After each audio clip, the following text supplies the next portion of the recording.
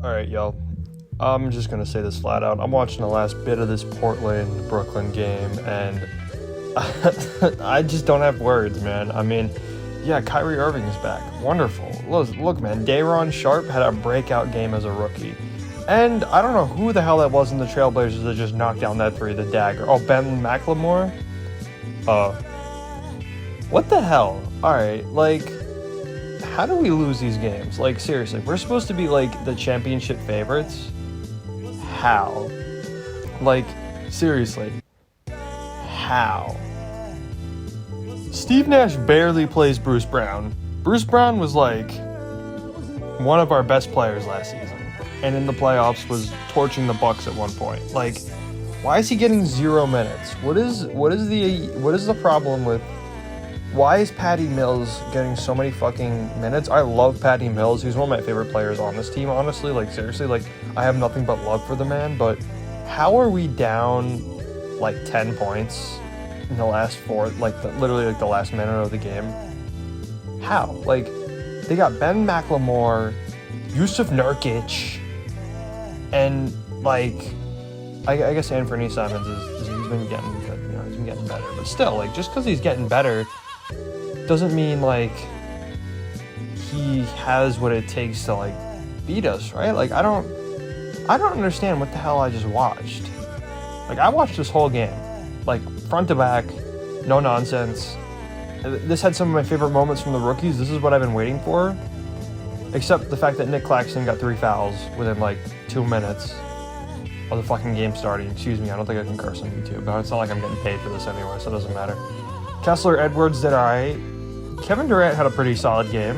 I mean, for Kevin Durant, it wasn't his best, but okay, but this is also what I mean, this is also a tangent just out of nowhere, but Day'Ron Sharpe is listed as 6'9", and I just watched him walk past Kevin Durant, and this dude literally looked like he's 2 inches taller than him, so I don't know.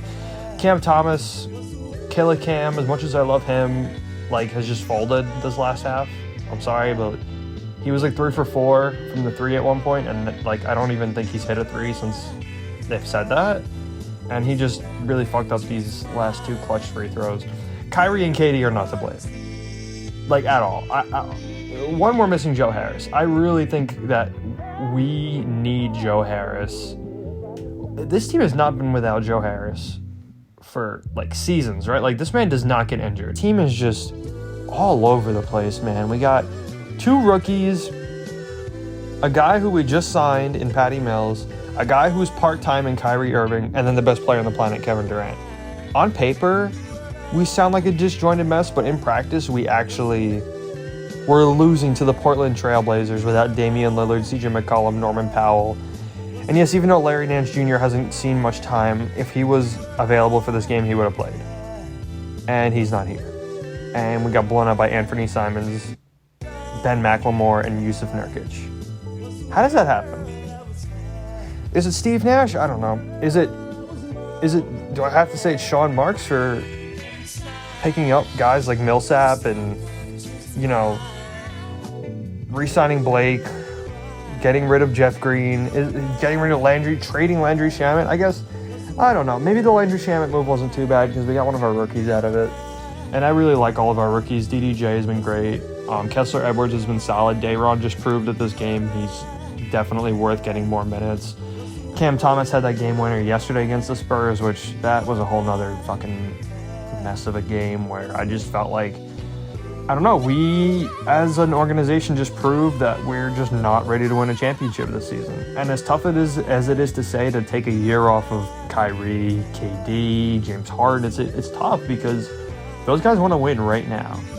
But we're also in this weird year of, all right, yeah, we're trying to win a championship, but our rookies need to get playing time because we have nobody else to play. Kyrie Irving doesn't want to get the vaccine. All right, that's his choice, whatever. I'm not getting into that here. He's only going to play part-time for now, so be it.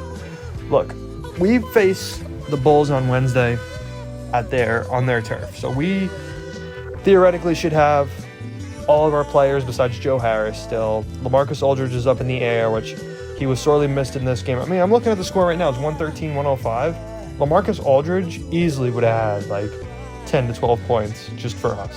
That would have won it. That would have won it. Yeah, it would have been a close game again, but we would have won it. Maybe, I wouldn't want to see LaMarcus Aldridge try too hard and get hurt. But again, I go back to the same point. Like, where the hell was Bruce Brown? All right, the final score is 114-108. We lost. Where is Bruce Brown?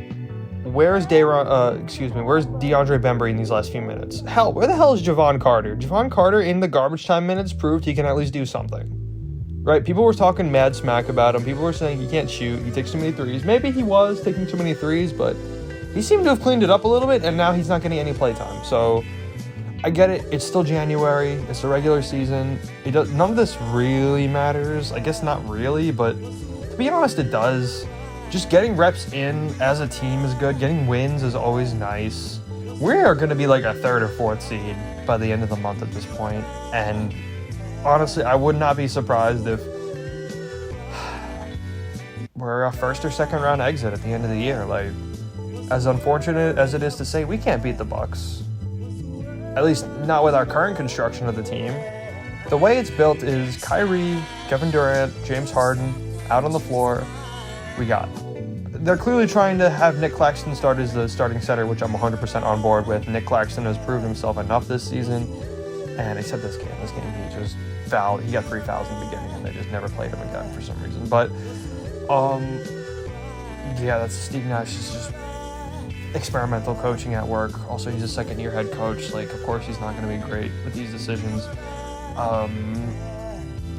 Patty Mills is supposed to be coming off the bench for like 25 minutes and just being a spot-up shooter, being a glue guy, being a playmaker, being, someone who can take charges, that kind of thing. Like, that's what we were good at the beginning of the year. And then we lost Joe Harris, basically our best three-point shooter. Like, Kevin Durant can take the three. He can make the three. He doesn't like to. James Harden has been very, very, very off with his three-point shot this year, and it's really unfortunate to say because last year he was just knocking him down like it was nothing. And Kyrie Irving has played, this is his 2nd game with the team this season. So it's like, how are we supposed to win a championship at this level if we're just moving guys up? Patty Mills is getting 40 minutes a game. Patty Mills is really just he is not supposed to be like the starting shooting guard for this team. He's not supposed to be getting like 25, 30 minutes, 35 minutes a game, just taking catch and shoot threes, being really aggressive on rebounding, which again, I love Patty Mills for doing all this for the team. Like, he really wants to win, but it's just so clear that this roster construction is not made for that kind of play style. Blake Griffin has done basically nothing for this team all year. Like, nothing.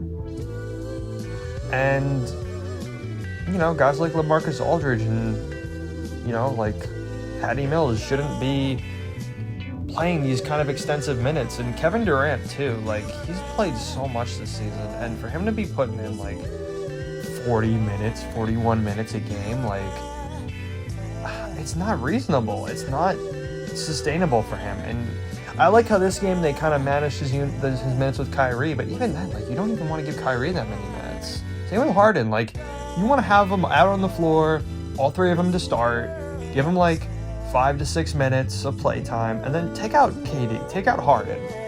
I would say Kyrie is the one who you could leave out the last, and then once he swaps out, bring Harden right back in, or bring KD right back in, or have some combination of the 3 to where, all right, like, they are the biggest threat on the court. But then you also got guys like Joe Harris who are starting most likely. Like, I would start Joe Harris at the 4 and have KD at the 3, Harden at the 2, Kyrie at the 1. Yes, I said James Harden at the 2, Kyrie at the 1. But that's just how he's played all of his career. And last year, I thought James Harden was the MVP last year. I guess Jokic took it. Look, that's fine. I don't think there's really that much of an argument. I mean, the MVP award is kind of BS anyway, but look, he was at an MVP caliber level. And this year, I just don't know. To me, it looks like it's a mental kind of, he just doesn't know what to do. James Harden looks lost out there. He does not look like James Harden. He looks like, like I said, he just looks lost. And Kyrie Irving just is a magical player. He can just make things happen. And when he's not playing for 95% of the games that we have, it severely takes away from the whole scheme of our team. I know that rhymed, because I'm a rapper. I'm actually not a rapper. That was a complete lie.